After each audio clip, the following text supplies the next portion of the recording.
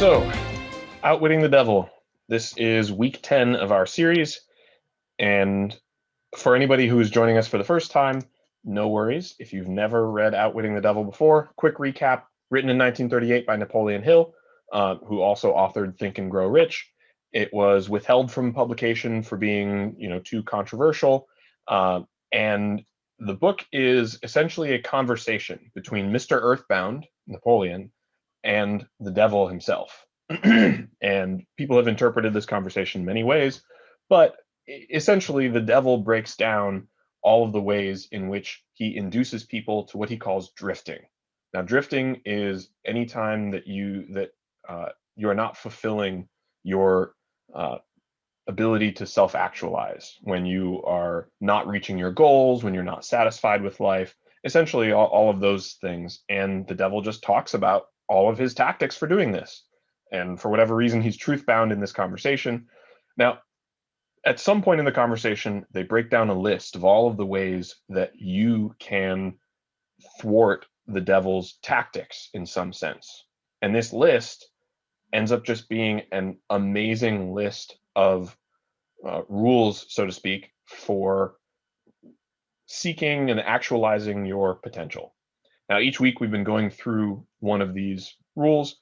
Today we've got another one, or principles. Today we've got another one.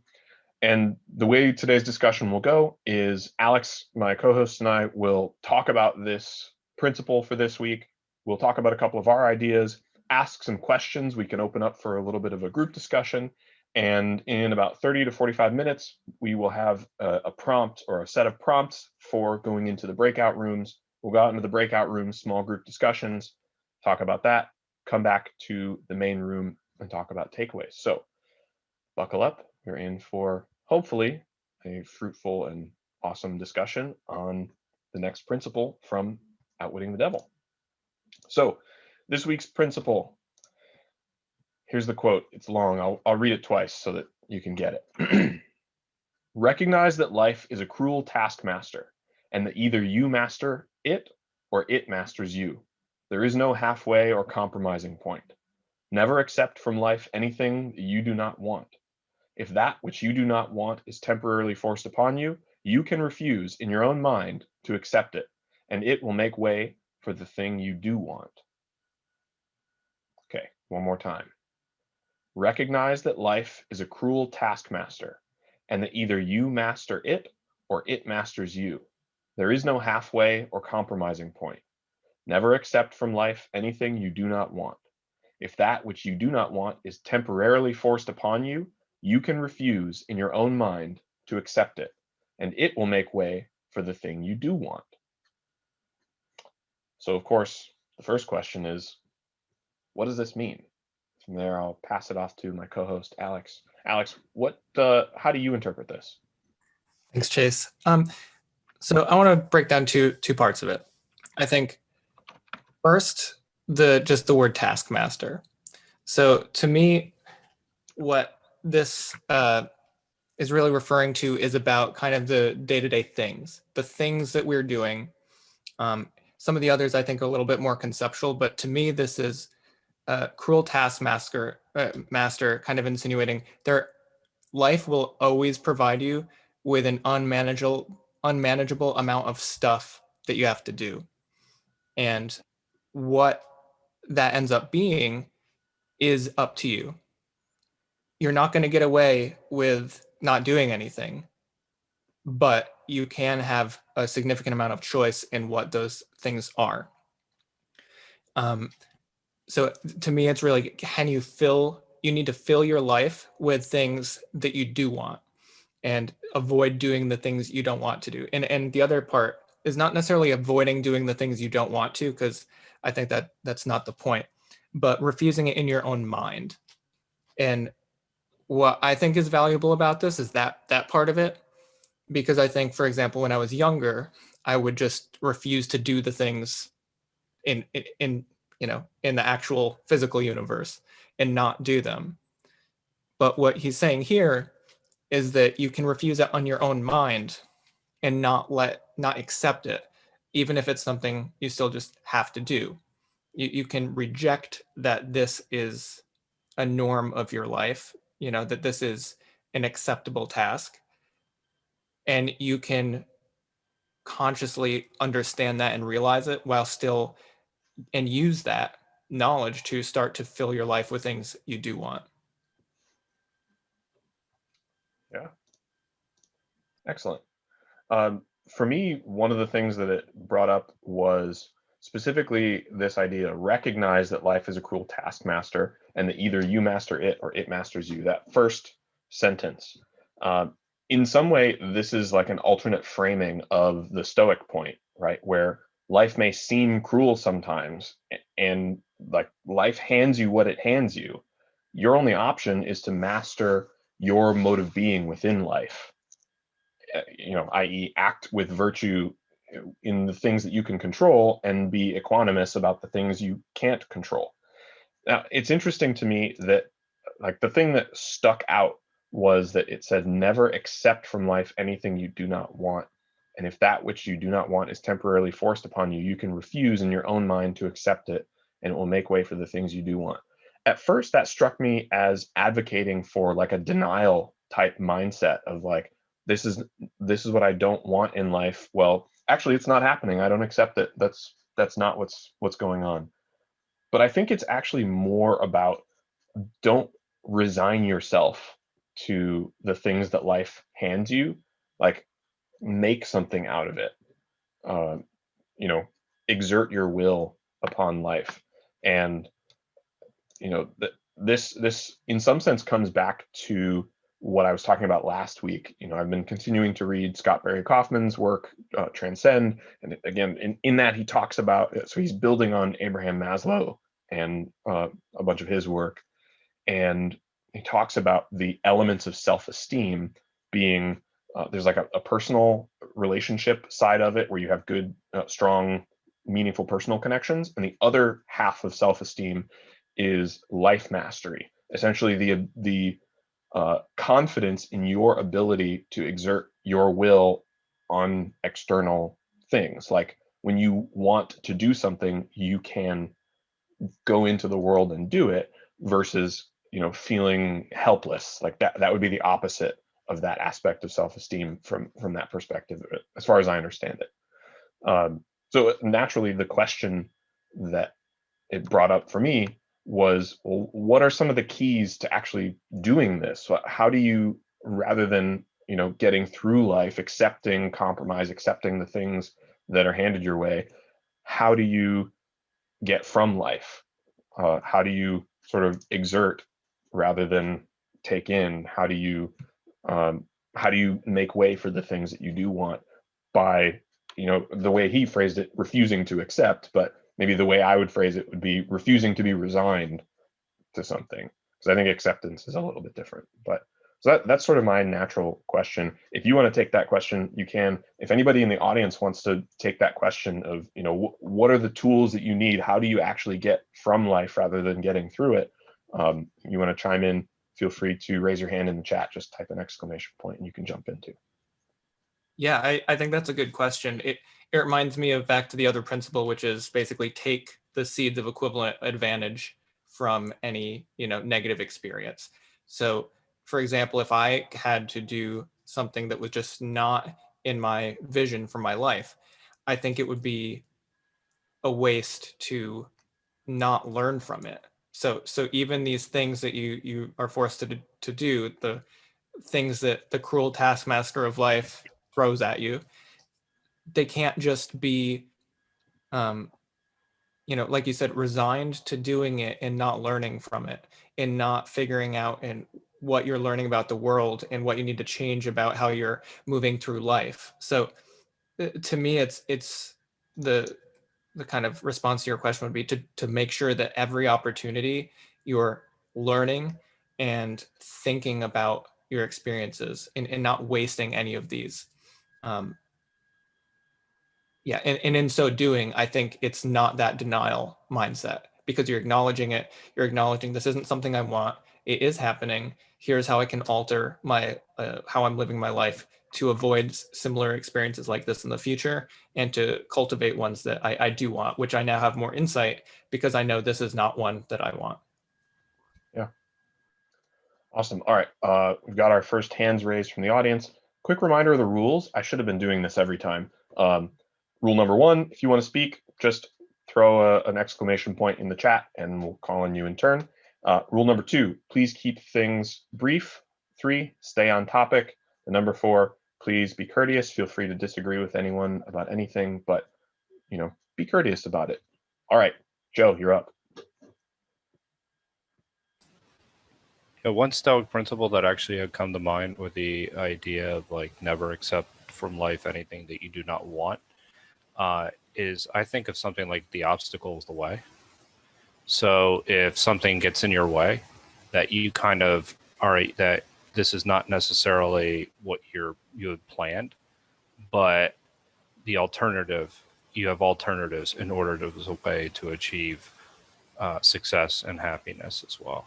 So that was another thing that Stoic principle that had come to mind. But I also, I mean, I think you captured it as well with the idea of life is a cruel taskmaster. The idea how the dichotomy of control fits within that framework is really important as well.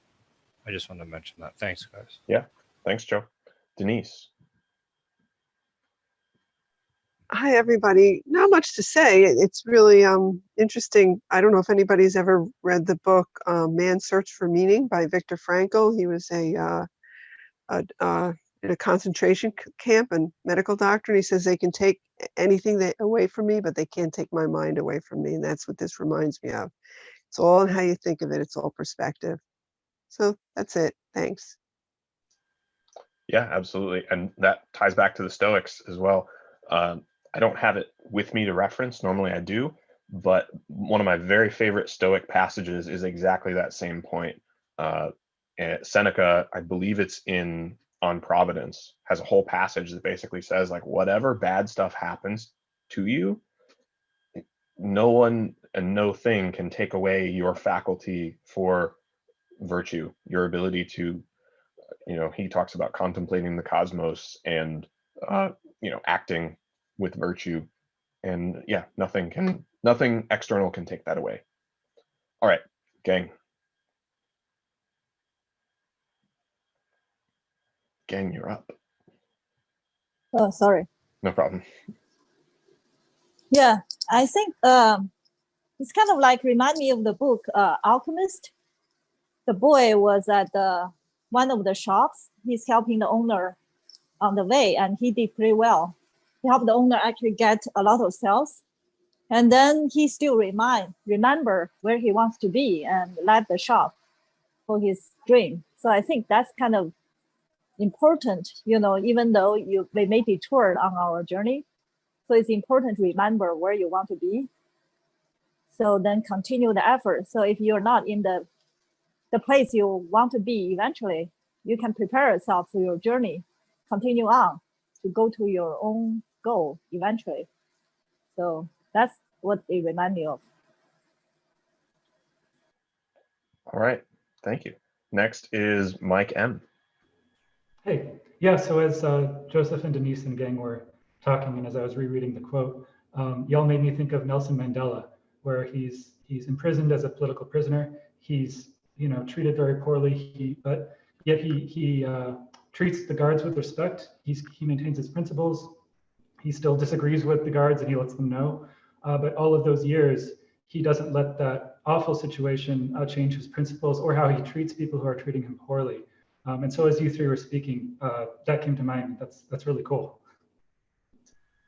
Awesome. Thanks, Mike. And Chase, I think what, like Mike mentioned, probably the biggest theme in this book to me is just having a surety of your purpose and not letting life wear you down through any of its aspects. And like the whole idea of drifting, this is not allowing, what Mike said, not allowing your kind of morals or code or goals to be altered by all the experiences around you. So I think that's a very strong through line through this entire work. Yeah, and that's essentially the point that you were making last week as well, when you were talking about letting your goals and standards slip because of the outcomes of situations. And Yeah, to be honest, I think this is like very much the same kind of idea. All right, Denise again. Yeah, me again. I've been following this kind of stuff for a long time, and one of the things that I've been focusing on lately is the law of attraction, and it's really just a matter of believing and in possibilities. And it's even though what appears to be something that is not what we want, we can change it into something even better than we could even imagine if we just believed that anything is possible. Mm. I don't know if it's relative to this book, but I think it is. So, and I've applied it, and it's pretty interesting how things just happen. And also in my lifetime, any adversities that I've faced, I've noticed that I've come around. Yes, The Secret. I've come. Somebody just commented it in the chat. But even adversities are really opportunities. There's a Chinese. I think they call the Chinese symbol for crisis as opportunity. So if we took our adversities or things that life brings us that we don't like, we can turn them into opportunity. Thank Yeah, you. yeah, that's awesome. That's actually one of the principles that from a couple of weeks ago. Extract from defeat the seed of equivalent advantage. That's my shortened version of it. Yeah, and I think the difference between something like Outwitting the Devil and maybe law of attraction type of things is, and I'm not that well versed, so I'm not speaking with much authority here, but from my understanding, the difference is, well, what's in common is the idea of changing your mindset, right? Where it actually matters to the outcomes of your life what your mindset is in any given situation. And what's going to get you to the end goal that you want is having a mindset that you actually can get to that end goal and having that as your definiteness of purpose. And then what Napoleon Hill gives here is a bunch of essentially recipes for action within the context of having that mindset. So, yeah, thank you. It's just a comment on that. There's this book I read and I'm rereading called Creative Calling. And a lot of what it talks about is kind of the innate ability of our species to problem solve and to be creative. And a lot of what he talks about is unlocking our ability to be creative, combining two different things and creating a different outcome. And I think a lot of what everybody's talking about could be defined as creativity, right? It's seeing an experience and imagining it could be a different way, or it could be combined with something else, or it could end up in a different place than it looks like it's going. So I think that I recommend that book, and I think that it's got kind of a different lens, which is more kind of action oriented and thought oriented and practice oriented, where you practice solving these types of solutions in a creative way. And the meetup we did on the 5-minute timer, I think, is a good practice for that. Nice. Thanks. Next is Rebecca, and that will be followed by Marco. Rebecca. Yeah, I've just been thinking a lot as we've been talking here about purpose. And I'm pretty attached to the sentiment that we all have, a specific pre-designated creative type purpose that on some level is meant to better the world. But now I'm kind of challenging my thinking on that. And I'm wondering, why is it that we attach or have this need to have this specific purpose? And that seems to me some type of a destination orientation. Like, once I arrive at my purpose, well, then I'll be happy. And we're kind of going back and forth here, talking about the journey along the way. So I guess, just conceptually, I'm challenging my own thinking around this need to have a defined purpose. And is that really the case, or is it really just about enjoying the ride? Yeah. One of the things that I've been looking into and thinking about and trying to understand lately is sort of the difference between what are termed peak experiences versus plateau experiences. So a peak experience, if your purpose, so to speak, in life is about your peak experiences, which are for everybody, even if they happen, when they happen, by definition, they're transitory, right? They don't last very long, and they're theoretically far between. Otherwise, they would be more of a plateau. So, for example, if your dream and your purpose in life is to be on Broadway, and like the way you conceptualize that is opening night, like that's what I live for, is opening night on Broadway, right? That's my purpose in life. Well, even if you're the best Broadway star, how many opening nights do you get in life? Let's just call it 20, right? 20 opening nights. And how long does each one last? Well, from call to the time you go home, call it 5 hours, right? So you're talking about 100 hours that make up the purpose and calling in your life. 100 hours is not very long in the grand scheme of things. That's pretty small compared to the length of your life. But again, take the Broadway star. If you are focused on meaningful plateau experiences, well, then maybe your goal is something more like being mindful of how much you enjoy the process of being a creative performer. And from there, you've got the audition stage, the rehearsal stage, the voice lessons, the acting lessons, the opening nights, the closing nights, and every single night in between. And like that's more of a plateau of purpose, that if that's what you're setting yourself up for to be fulfilled by, is much more sustainable, much more manageable, and probably much more fulfilling in the end. That's my understanding of things. I'm no expert, but that's sort of what I take from that. So, That was very helpful. Thank you. thank you, Rebecca. All right, Marco. Yeah, like I read the chapter, and I'm kind of like prone to like negative thinking and like ruminating, and that's something I'm working on. And I think this is like sort of this especially like helpful because like, obviously negative thinking and, like drifting, and it's something you don't want it. And it's just like a great like first step like out of that sort of rumination is just, focusing on what you want and sort of like shifting the mindset. So yeah. Yes, absolutely. I mean, definiteness of purpose, right? Like Alex said, that's the through line for this whole book, definiteness of purpose. And yeah, you're right, Marco. That's the way out of, habitual rumination and negative thinking. That's what gets you there. That doesn't mean it's easy, but yeah. Mike. Yeah, just combining what Mark was talking about with the definite of purposeness with what Rebecca was asking about, and then Chase, you replied to with deciding what that purpose is. I do wonder if the natural shifting of purpose is necessarily drifting. For instance, your aspiring Broadway star might become a parent. And then all of a sudden that child is the purpose. And is that bad? Is that drifting? I'd argue no. I'd argue perhaps having your purpose and letting it shift. I don't think there's anything wrong with that. But I'm open to be convinced otherwise. I think, yeah, that's a great question.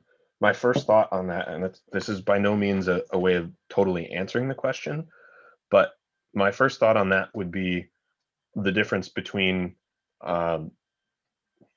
being deliberate about changing your purpose and being sort of guided by unknowns, like not understanding why your purpose has changed, something like that. But I don't know. That's a great question. Okay.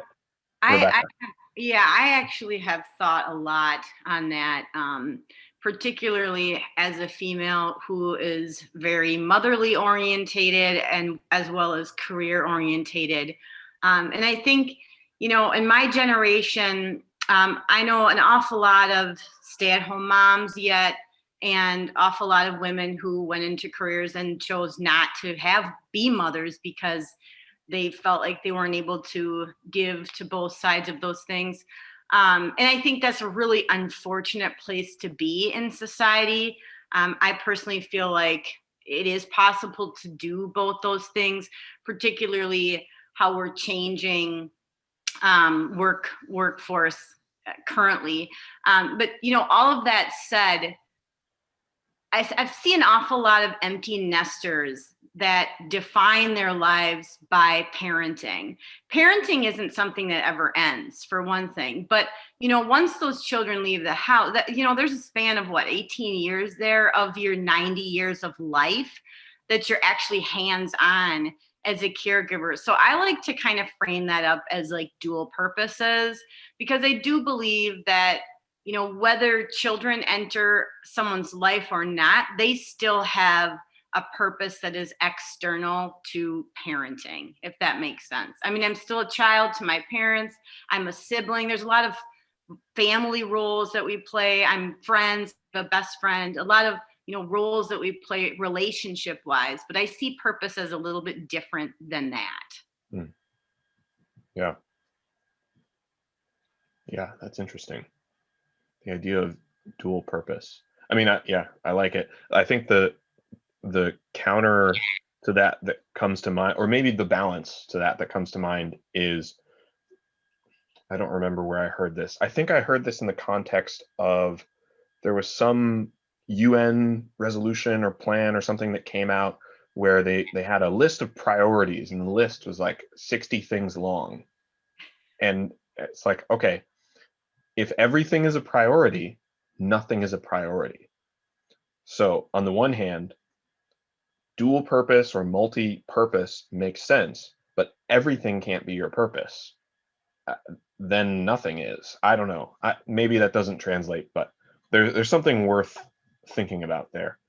But yeah, I mean, I agree. I think, yeah, I'll leave it at that. Cool. So there's one other point that I wanted to make for discussion before we move into breakout rooms, and that's this idea of compromise. Going back to specifically the quote, it says, "There is no halfway or compromising point." And that's something that struck me as interesting. I've actually heard, I've heard before this idea of taking compromise as sort of a negative thing.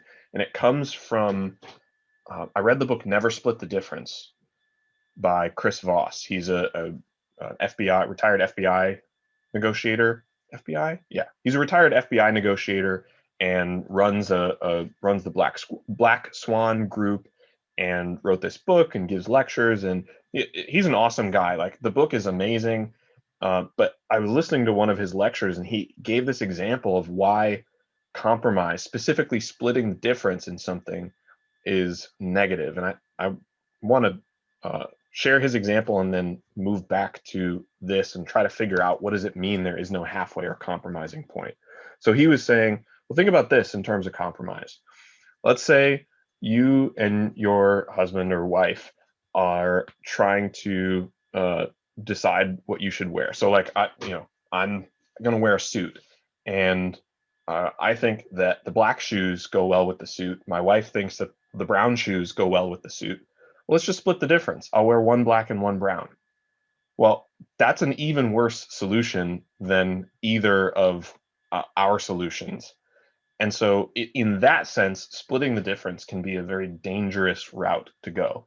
And we hear all of this idea that compromise is sort of the way of peace in the world, the way to make sure that people are sort of equally appeased, to make sure that nobody gets too radical in their thinking, especially politically, like talk about political compromise as the goal.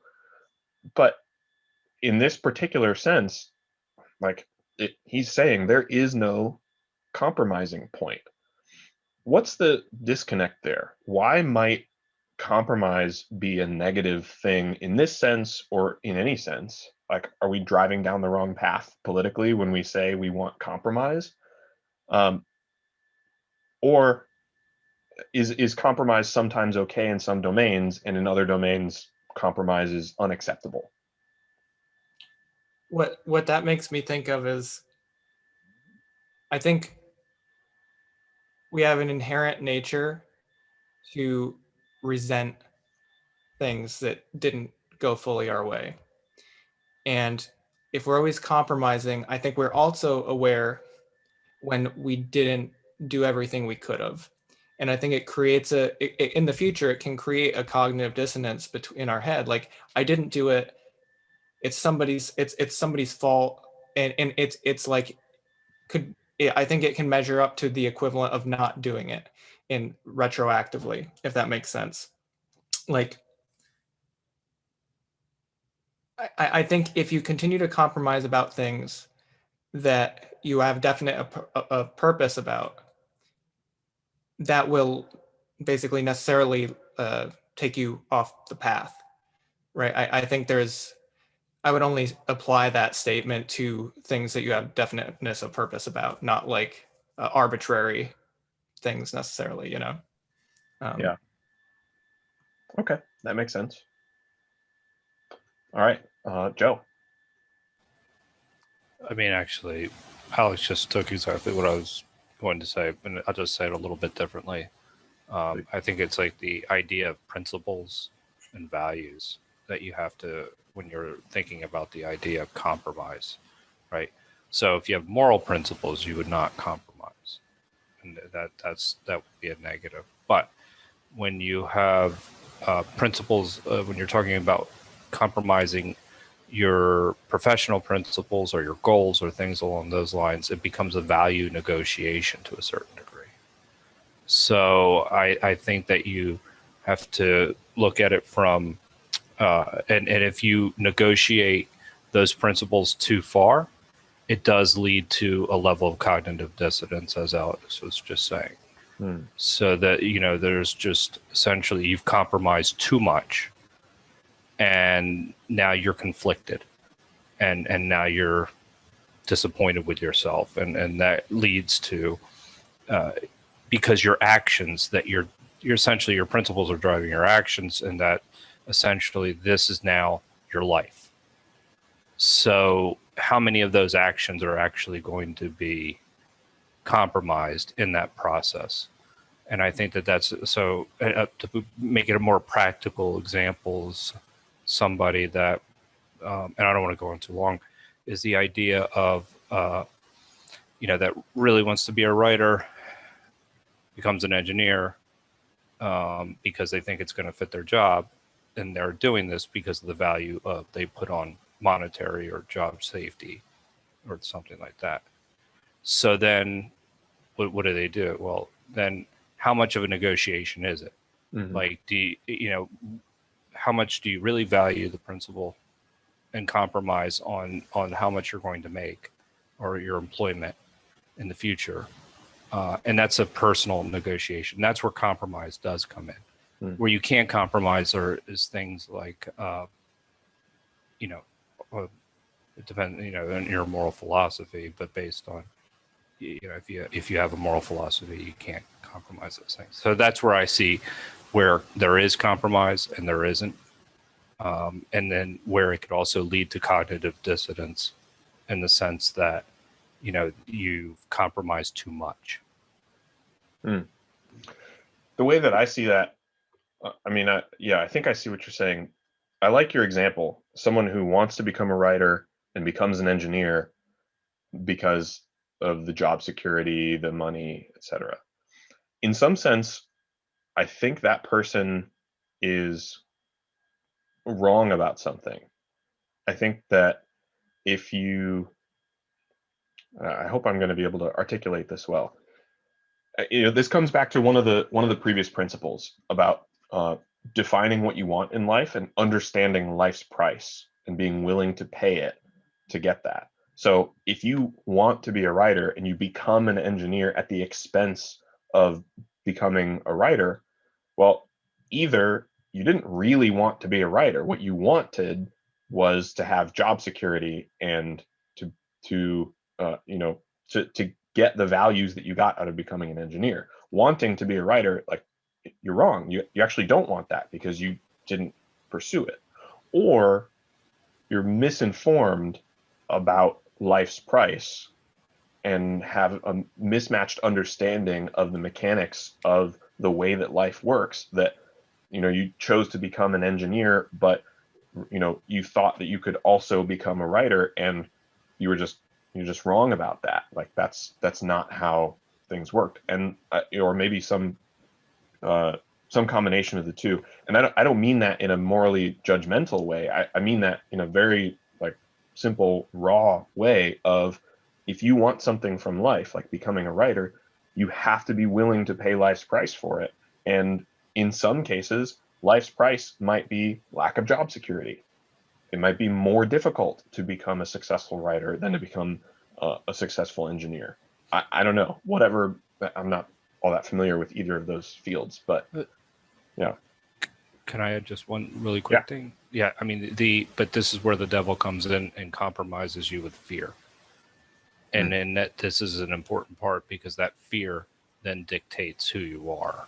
Right. And so that you acquiesce to whatever society is versus what you actually are. So that's the negative side of compromise in that particular. Yeah, that's very insightful. Okay, thanks, Joe. Shaf. Thank you. So based on, actually, this is based on Joseph's last point. I have a few things here. So when I think of compromise in this regard, I think of specifically, the first thing is that I think of fear of compromise in another light. For instance, there are times when you don't want to compromise on something, when actually compromise would be the best option in the short term, because not compromising may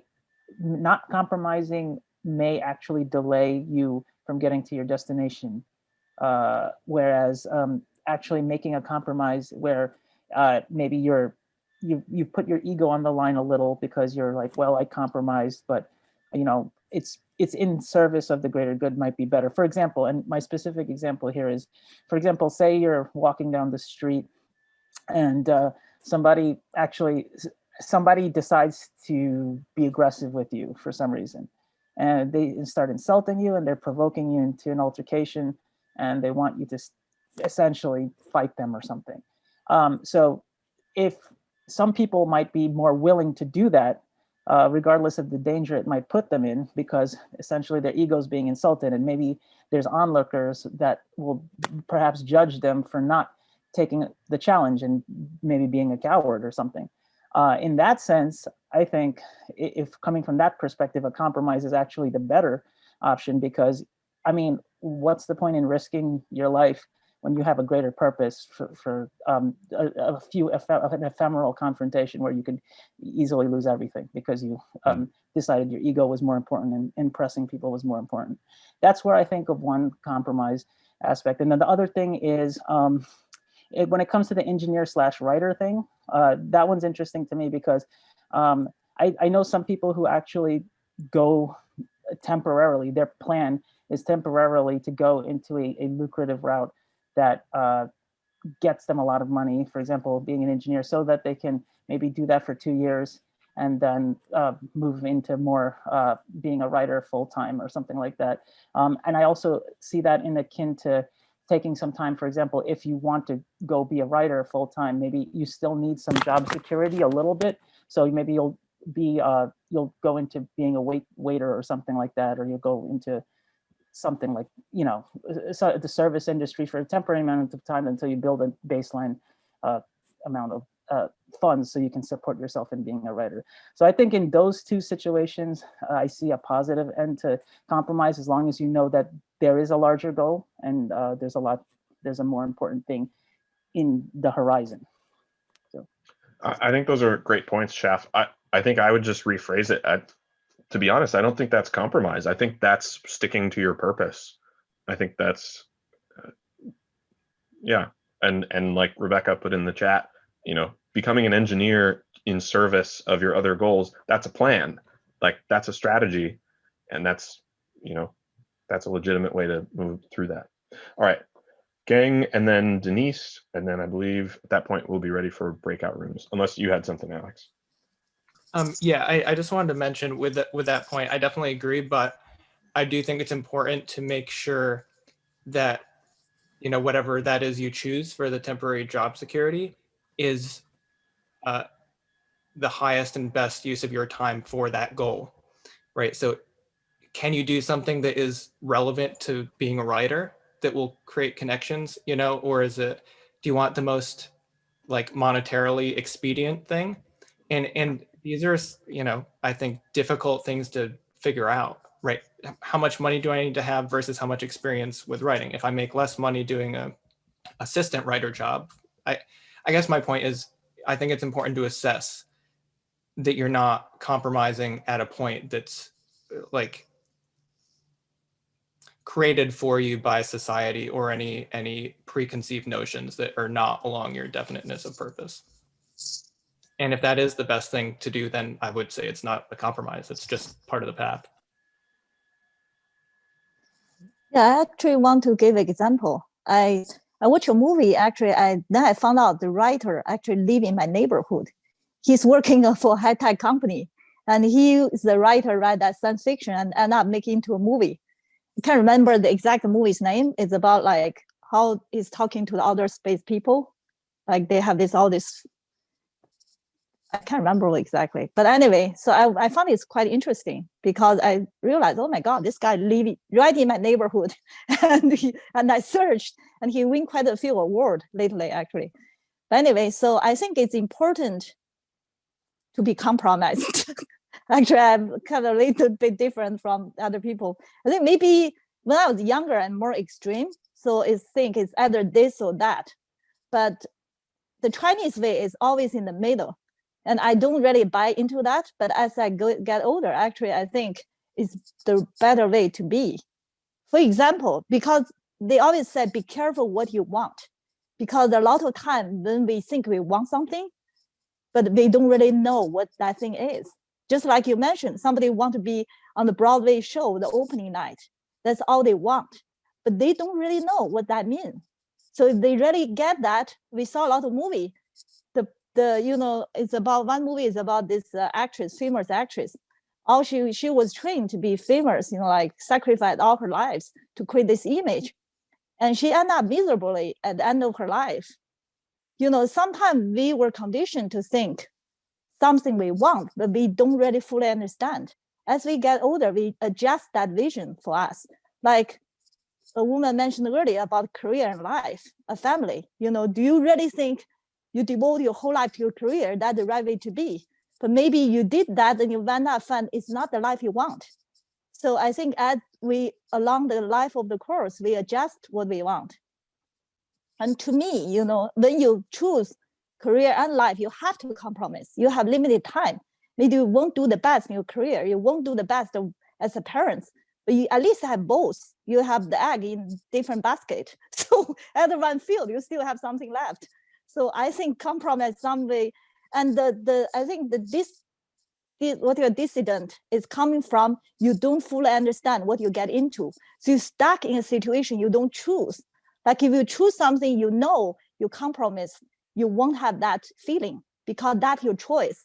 The problem is that you don't choose something and it's stuck there. That's why you feel bad. Oh. Thank you, Gang. Next is Denise and then Bodan.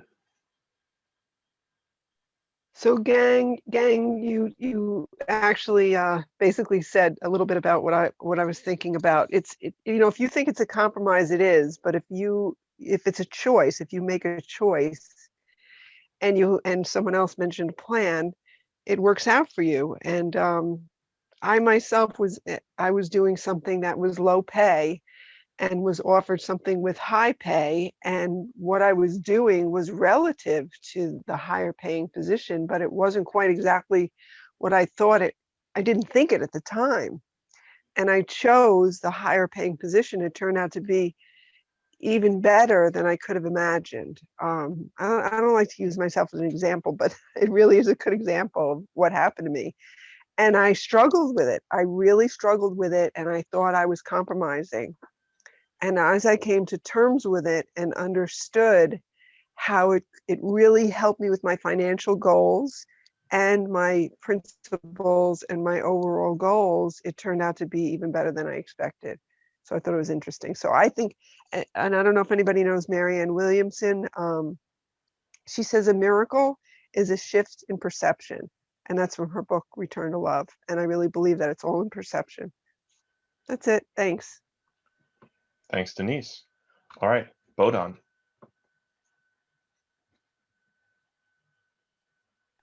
Yeah, thanks. I don't know how this works. I've been waiting quite a long time, but anyways, I'm grateful to contribute. I think this is a good class and the good series that is being put on. I think the statement that was made initially is very polarizing and very aggressive. I think, like people have been saying, compromise is necessary as a strategic retreat, and it's a momentary type of trade-off, you know, as long as you have your goal in mind and have a focused vision. So I think he tries to rile up people. I think it's part of the success literature, and I think that's maybe a good bargaining position to start with, to make people appreciate their sense of agency and confidence and to get things done. So I think that's very important. It's in a lot of business literature.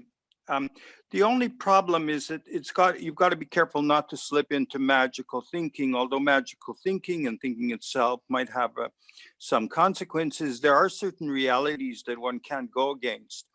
The Stoics are right. There are certain limitations, but we have to be careful to really identify those limitations carefully, because some limitations are interpretive and you can change them. And as long as they're real limitations, we can't go against them. There are certain physical limits we can't fight against. So Stoics are right.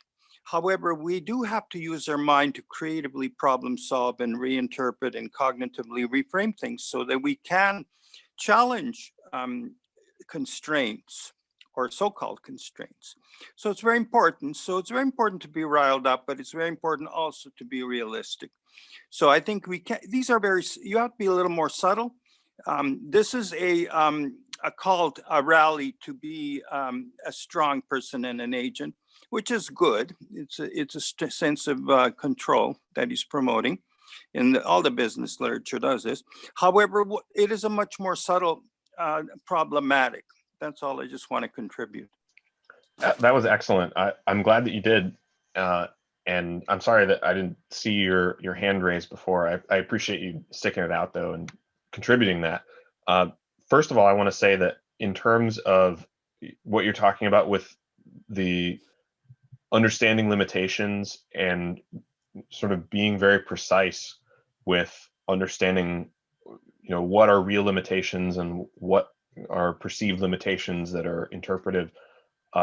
Your wording on that, I've been trying to articulate that idea for months at least, and that is the best that I've heard that worded. So thank you. But yes, you're right. And Napoleon Hill is the father of sort of business success literature. He was sort of one of the first people to actually start writing about this kind of thing. And so he, even though this particular work was not published until 2011, he wrote it in 1938, and his other book, Think and Grow Rich, was like one of the first books about, you know, business success principles, life success principles. And again, you're right. This is very much like a rallying cry toward the right mindset, with I think with the idea that as you move along, you will sort of learn to see the subtleties in how you act within this. It's a wake up in some sense. The whole book is a wake up that, like, hey, all of these things are happening. You're doing all this stuff automatically that's causing you to drift from where you could be and where you might want to be. Like, wake up, act this way, change your mindset to this, and then we'll sort out the details as you go. So thank you. All right, Alex, did you have any Last comments before we move to breakout rooms? Yeah, just to comment on that, I agree, and I think for me it's useful because I think it's important for me to like push through and hit the actual wall and not when I perceived. Mhm. When I do and smash my head against it a few times to accept that and understand that as an actual limitation and not just one that was self-imposed. Cool. All right, folks. So for the breakout rooms, this is a loose prompt. However, if you want to talk about what you got from this discussion or any of the ideas that are on your mind, you're welcome to. So this is the loose prompt before we go. First of all, start by writing down or articulating your top priority goal in life right now. If you have trouble picking a top priority, pick 2, maybe 3, and sort of think about it in terms of definiteness of purpose. And the questions are, 1, how might you be vulnerable to the urge to accept compromise on your goals? And number 2, how might you bolster yourself against that? So again, what is your top priority goal? Think of it in terms of definiteness of purpose, So like a goal like, well, I won't get into examples. You can figure it out. Top priority goal. How might you be vulnerable to the urge to drift from that goal, to compromise on it? And how might you bolster yourself against that? Fairly broad. Hopefully that sparks some good discussion. Thank you all for listening today. And Shrikant, take it away.